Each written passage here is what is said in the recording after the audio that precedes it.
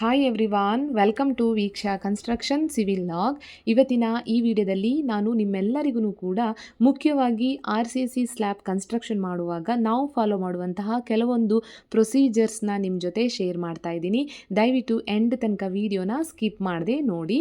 ಯಾವುದೇ ಒಂದು building ಸ್ಲ್ಯಾಬ್ಗೆ ready ಆಗ್ತಿರುವಾಗ ನೋಡಿ, ಇಲ್ಲಿ ನೋಡ್ತಿರುವಂತಹ ಈ ಪ್ಲಾಸ್ಟಿಕ್ ಹಾಗೆ ಈ ಚಾಪೆನ ಮುಖ್ಯವಾಗಿ ನೀವು ಗಮನದಲ್ಲಿ ಇಟ್ಕೊಂಡು ಅದನ್ನು ಯೂಸ್ ಮಾಡ್ಕೋಬೇಕು. ಹೇಗೆ ಅಂತ ಹೇಳ್ತೀನಿ ನೋಡಿ. ತುಂಬ ಜನ ಇದನ್ನು ಅಬ್ಸರ್ವ್ ಮಾಡಿರಲ್ಲ. ಶಟ್ರಿಂಗ್ ವರ್ಕ್ನ ಸ್ಟಾರ್ಟಿಂಗ್ ಕಂಪ್ಲೀಟ್ ಮಾಡ್ಕೊತಾರಲ್ವ, ನಂತರ ಆ್ಯಕ್ಚುಲಿ ಬಾರ್ ಬೆಂಡಿಂಗ್ ವರ್ಕ್ನ ಮಾಡ್ತಾರೆ, ಅಂದರೆ ಸ್ಟೀಲ್ ವರ್ಕ್ನ. ಈ ಸ್ಟೀಲ್ ವರ್ಕ್ ಮಾಡೋ ಟೈಮಲ್ಲೇ ಆ್ಯಕ್ಚುಲಿ ಆ ಪ್ಲಾಸ್ಟಿಕ್ನ ಫಸ್ಟು ಕವರ್ ಮಾಡಿಕೊಂಡು ಶಟ್ರಿಂಗ್ ವರ್ಕ್ ಮೇಲೆ ನಂತರ ಆ್ಯಕ್ಚುಲಿ ಚಾಪೆನ ಕವರ್ ಮಾಡ್ಕೋಬೇಕು. ಯಾಕಂದರೆ ಶಟ್ರಿಂಗ್ ವರ್ಕ್ ಫಿನಿಶ್ ಆಗಿದ ತಕ್ಷಣ ನೀವು ಚೆಕ್ ಮಾಡ್ಕೋಬೋದು, ಕೆಳಗಡೆ ಹೋಗಿಬಿಟ್ಟು ಎಷ್ಟೇ ಕ್ಲೀನಾಗಿ ಕೂಡ ಶಟ್ರಿಂಗ್ನ ಕವರಿಂಗ್ ಮಾಡಿದ್ರೂ ಅಲ್ಲಿ ನಿಮಗೆ ಚಿಕ್ಕ ಚಿಕ್ಕ ಗ್ಯಾಪ್ಗಳು ಕಾಣಿಸ್ಕೊಳ್ಳೋ ಚಾನ್ಸಸ್ ಜಾಸ್ತಿನೇ ಇರುತ್ತೆ.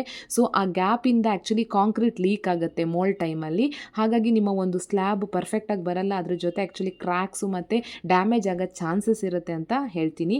ಹಾಗಾಗಿ ನೀವು ಈ ಚಾಪೆ ಮತ್ತು ಈ ಪ್ಲಾಸ್ಟಿಕ್ನ ನೀವು ಅಲ್ಲಿ ಖುದ್ದಾಗಿ ಆನ್ ಸೈಟಲ್ಲಿ ಇದ್ದು ಚೆಕ್ ಮಾಡಿಸಿನೇ ಹಾಕಬೇಕಾಗತ್ತೆ, ಓಕೆನಾ. ನಂತರ ರಿಮೈನಿಂಗ್ ಏನು ಸ್ಟೀಲ್ ವರ್ಕ್ ಇರುತ್ತಲ್ವ, 1 ವೇ ಸ್ಲ್ಯಾಬ್ ಅಥವಾ 2 ವೇ ಸ್ಲ್ಯಾಬ್ಸ್ ಅದೇನೇನಿರುತ್ತೆ ಅದನ್ನೆಲ್ಲ ಚೆಕ್ ಮಾಡಿಕೊಂಡು ಮತ್ತೆ ಅದನ್ನು ಇನ್ಸ್ಟಾಲ್ ಮಾಡ್ತಾರೆ.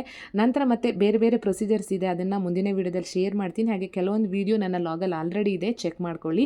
ಈ ವಿಡಿಯೋ ಏನಾದರೂ ನಿಮಗೆ ಇಷ್ಟ ಆಗಿದ್ದರೆ ದಯವಿಟ್ಟು ಹಿಟ್ ಲೈಕ್, ಶೇರ್ ಹಾಗೆ ಹೆಚ್ಚು ಹೆಚ್ಚು ಕಮೆಂಟ್ ಮಾಡಿ. ನಂತರ ನನ್ನ ಚಾನಲ್ಗೆ ಹೆಚ್ಚು ಹೆಚ್ಚು ಸಬ್ಸ್ಕ್ರೈಬ್ ಮಾಡಿ ಅಂತ ಹೇಳ್ತಾ ಮುಂದಿನ ವೀಡಿಯೋದಲ್ಲಿ ಮತ್ತೆ ಸಿಗ್ತೀನಿ. Until then please stay connected to my channel.